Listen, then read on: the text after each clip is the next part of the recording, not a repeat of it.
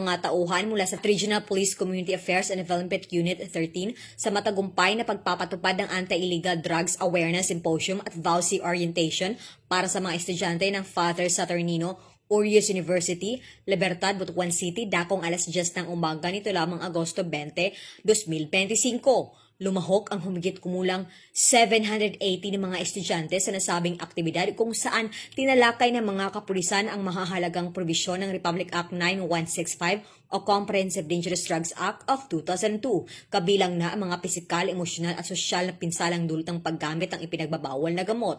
Kasabay nito ay ipinaliwanag din ang mga issue kaugnay ng violence against women and children at ang kahalagahan ng paggamit ng 911 hotline para sa agarang aksyon at tulong mula sa mga otoridad. Malugod namang tinanggap ng mga estudyante at pamunuan ng FSUU ang naturang programa at nagpahayag ng pasasalamat sa kanilang kapulisan at katuwang na ahensya. Naniniwala silang mahalaga ang ganitong uri ng inisyatibo upang mailayo ang kabataan sa bisyo at mapanatili ang ligtas at maayos na pamumuhay ng komunidad.